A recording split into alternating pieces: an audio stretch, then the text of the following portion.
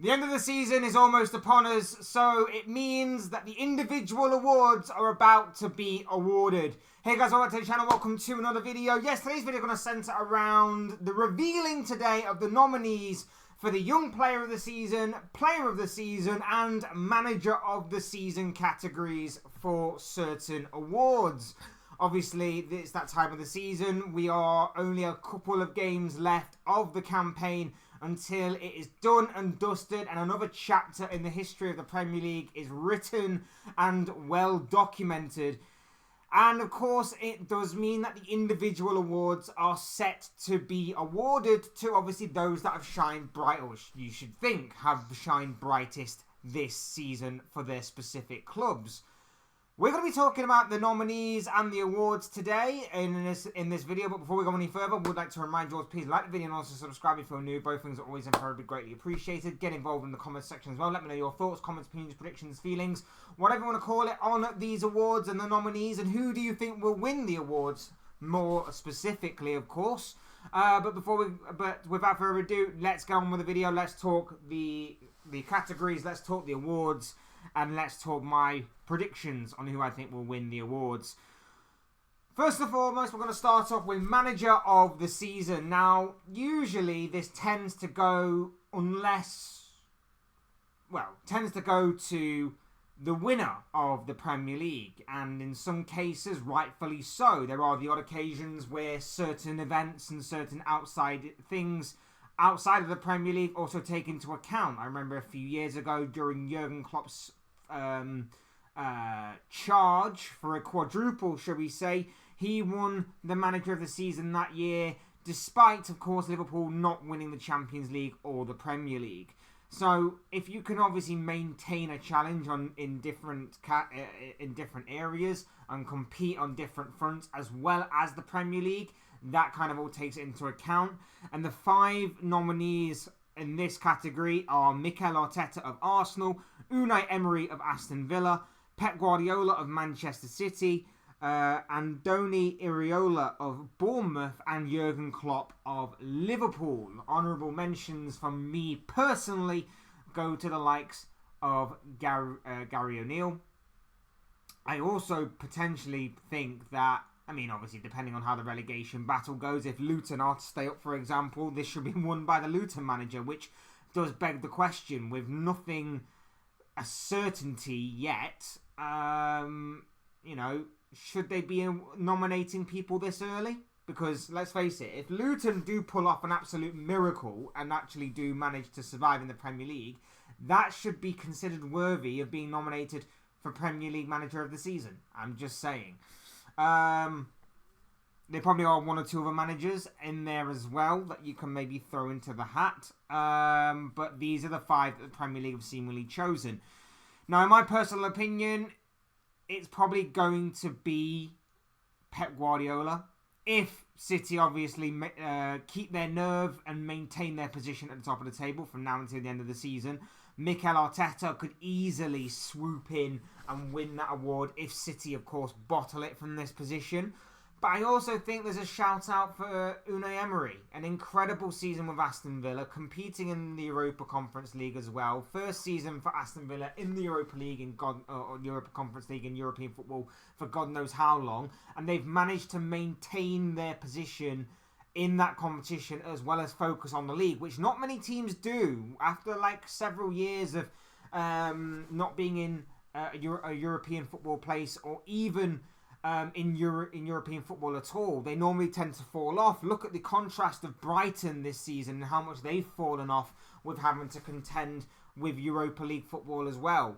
But Aston Villa have been absolutely spectacular, and obviously are going to be achieving Champions League football for next season, it seems like, barring some obviously very late collapse in the final 2 to 3 games of the season, when in comparison to, of course, Tottenham, who are the ones chasing them. In my personal opinion, it probably should go to Unai Emery, but I can fully understand why it would go to one of Mikel Arteta or Pep Guardiola, considering that they are probably going to be they are winning the title, one of those two managers.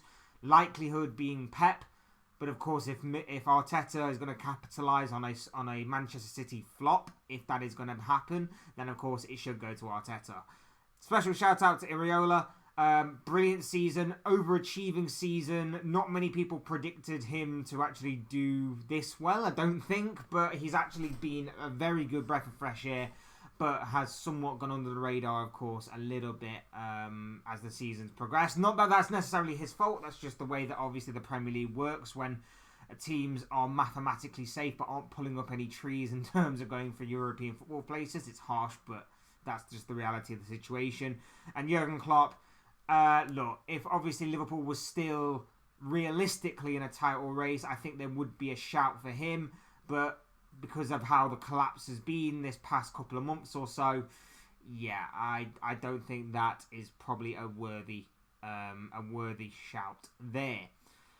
So yeah, one of the Premier League winners or Unai Emery, in my personal opinion. I would probably lean more towards Unai Emery if if Man City win it, I'd lean more towards Unai Emery.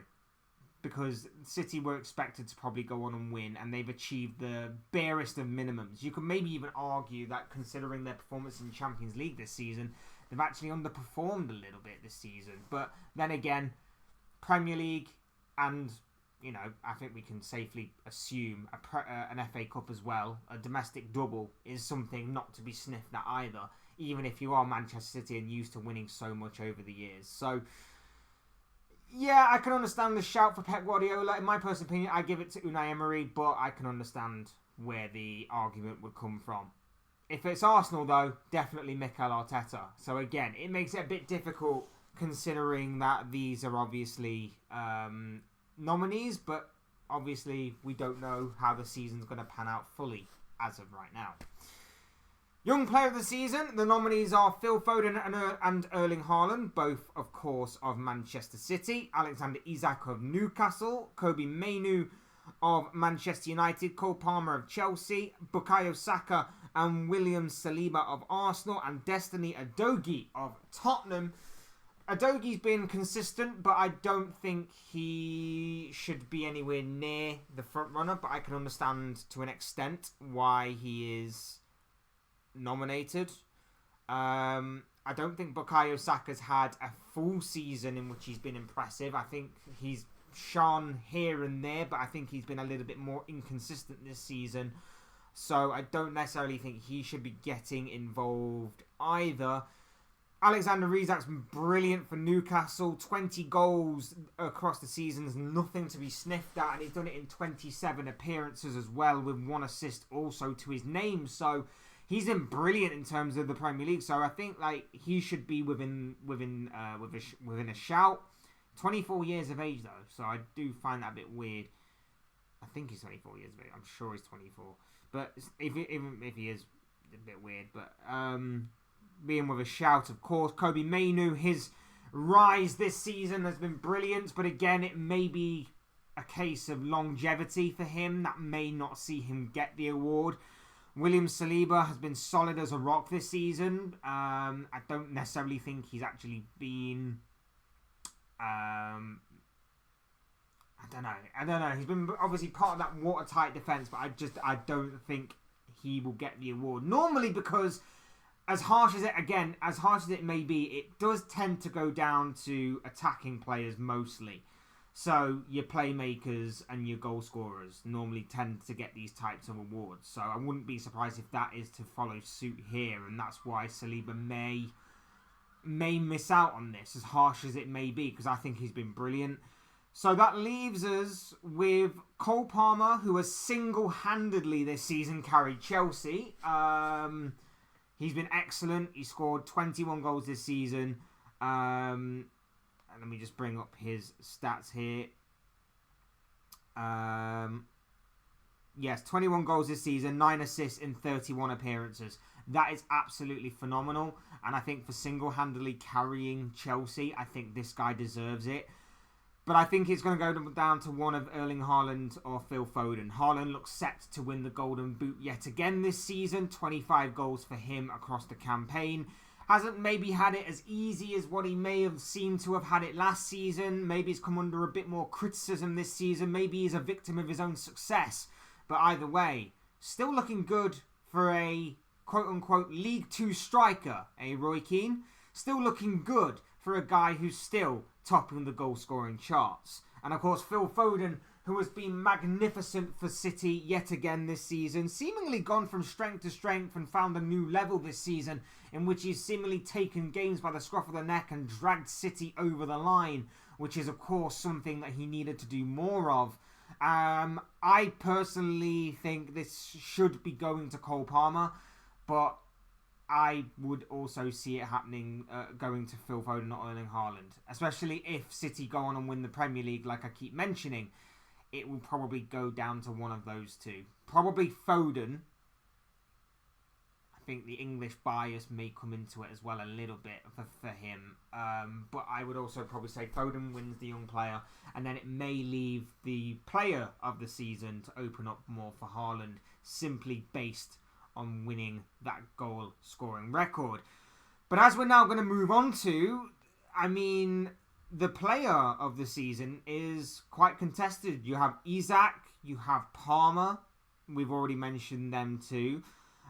We've mentioned Foden. We've mentioned Haaland. They're all nominees as well.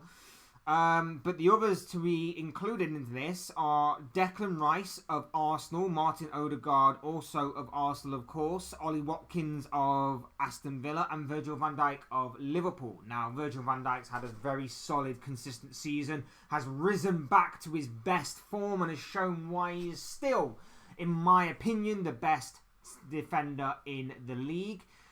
Of course, for Liverpool themselves, obviously they've fallen off a little bit, as I mentioned earlier. But that's not necessarily completely down to Virgil van Dijk's performances. Obviously, he's not a one-man team. But yes, I would probably say Van Dijk, probably as much as he deserves to be on this list, and especially to represent defenders as well. I'd argue that maybe this isn't the time for him to maybe get this particular award, as much as I would obviously love it as a Liverpool fan. Martin Odegaard has been pulling all the strings for Arsenal, particularly in the latter stages of this season. His creativity is absolutely wizardry at times. It is absolutely incredible to watch at times. But I don't think he's had enough goal scoring output, 8 goals and 8 assists in 33 appearances to maybe warrant maybe getting the award this time around, but definitely deserves recognition, as does Declan Rice. I think he already takes the accolade for signing of the season. I think Declan Rice has been absolutely phenomenal in terms of being a signing of the season. I just don't necessarily think, again, maybe down to being a defensive midfielder, that he will get the player of the season. But I think he may be in with a shout, especially again if Arsenal are to trump City to that Premier League title. I think Declan Rice definitely deserves this award. But again, it's about goals and assists, and normally those goals and assist stats normally are the things that tip the scales in attackers' favour. So again, you're left with the likes of Erling Haaland, who's going to take the Golden Boot. You're left with Alexander Isak, who's scored 20 goals for Newcastle in 27 appearances. And then you've got Ollie Watkins. Ollie Watkins, who have spearheaded Aston Villa's incredible season, in which they've managed to, at the moment in time, achieve Champions League football, battle hard for the Europa Conference League. They obviously are facing an uphill battle tonight. At the time of recording, it is before Aston Villa have played in their Europa Conference League second leg. And his stats make for incredible reading.